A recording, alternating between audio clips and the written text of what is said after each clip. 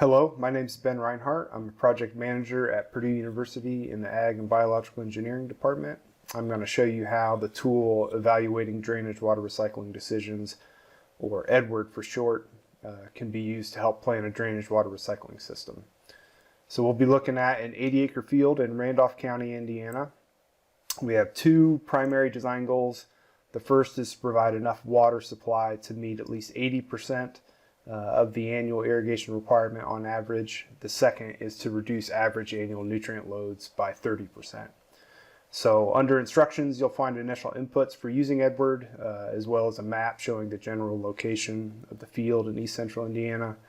And so our primary questions to answer are: one, how large of a reservoir does the farmer need in this case to meet our two design goals? And secondly, how do certain site or management variables influence the irrigation and water quality benefits?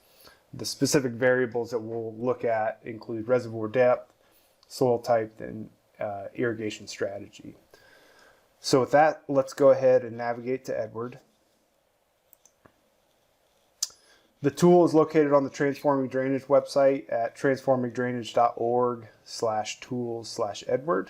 So we can get there from the home page by selecting Tools and EDWRD. On the landing page, we see a brief description of the tool, as well as a few links to resources about the practice of drainage water recycling, as well as tool documentation. These are helpful for additional information on background and methodology, but let's go ahead and jump in and click here to use EDWRD. The tool is laid out in a series of steps. Once you complete each step, the subsequent step appears. The first step is selecting the location, and what this is doing is pulling average climate data from nearby weather stations so that the tool can use that in calculating crop evapotranspiration. So if we scroll into Randolph County, Indiana, we know our field is located in the northwest corner, north of farmland. And so we see farmland right here, and so we're up here in the northwest corner of the county. Now that we've selected our site, step 2 appears, and we'll select our units and analysis type. So we'll keep it on US standard units. For analysis type, we can choose either quick analysis, which allows users to run the tool with a set of predetermined conditions. But in our case, we'll choose in-depth analysis since we have a specific field and site characteristics that we want to evaluate. So now we're presented with various input menus to describe first our field and reservoir, then our crop and management conditions. We can start to input values that are provided in the example exercise. So first we'll choose soil type, and since the dominant soil type in the field is silty clay loam, we'll select that. The average drain depth in this area is 3 feet. Our drainage area is 80 acres. And we'll assume the entire field can be irrigated. So our irrigated area is 80 acres as well.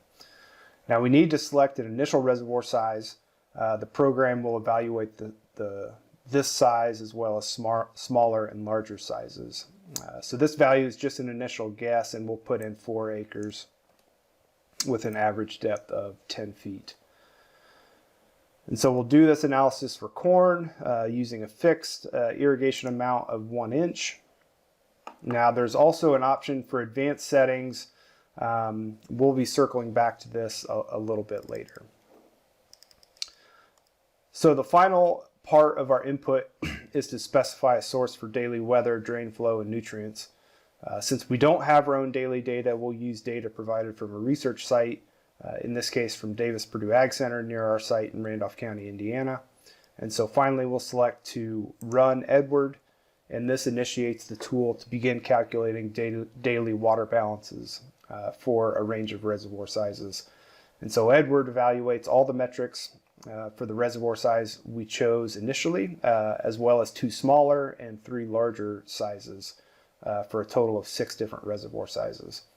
And so you'll see as it completes the calculations for 1 through 6, the process takes a couple minutes to complete, and once it's finished, results will appear below. So now that our analysis is completed, we can scroll down to view results. We see there are annual irrigation metrics, annual water quality metrics, and advanced results. We'll start with annual irrigation metrics. And so we have annual applied irrigation, which is the annual amount of irrigation applied to the field, as well as annual relative irrigation supply. And so this is the fraction of water supplied for irrigation from a given reservoir size in relation to the total amount of water that would have been used for irrigation if our water supply was unlimited. So you can think of this as a fraction. So an ARIS value of 1 indicates the reservoir is able to fully meet that annual irrigation requirement. Now let's start by viewing applied irrigation. So we see a chart at the top. We see the time period evaluated. On the x-axis is the range of reservoir sizes evaluated. On the y-axis is annual applied irrigation in inches. Dark circles on the chart represent a single annual value, and the darker the circle, then the more frequent the value occurred during that time period. The green line and circles represent the average values during the time period. So if we look at a reservoir size of 4 acres and move our pointer up to the circle, we see that our average annual applied irrigation is 4.8 inches. Now we can also see that applied irrigation tends to increase with reservoir size, but only to a certain point before it starts to level off. This is because at a certain point the crop doesn't want any more water, even though larger reservoirs could supply that additional water. So from strictly an irrigation purpose, once the crop water requirement is met, there isn't necessarily any benefit to a larger reservoir. Now let's look at this in terms of annual relative irrigation supply. So we see a similar chart style here, but now instead of applied irrigation on the y-axis, we see annual relative irrigation supply, which, as I mentioned, is expressed as a decimal fraction. So it could also be expressed as a percentage. So 0.2 corresponds to 20% of the water requirement, 0.4 is 40%, and so on. And so remember that our design goal is 80% of the water requirement on average. So if we go up to the value of 0.8 and follow that across to the green line, we can see that a reservoir size of just larger than about 5 acres corresponds to that 80% design target. So that answers the first part of our question of how large of a reservoir is required to achieve our irrigation goal. Now let's look at how this reservoir performs in terms of water quality and our nutrient reduction goal. So for our water quality metrics, we have both nitrate load reduction and SRP, or soluble reactive phosphorus load reduction. We'll start out with nitrate. Again, we see the same type of chart, nitrate load reduction in pounds per acre on the y-axis, and we're also able to view this as a percentage by checking the box in the top right corner of the chart area.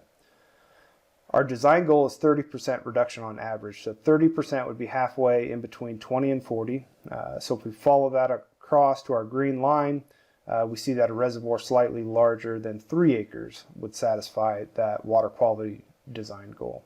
So we see similar performance in terms of phosphorus for load reductions.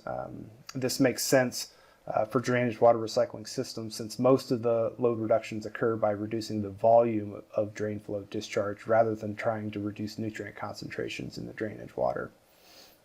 So with that, we know what satisfies that second design goal, our water quality target of 30%.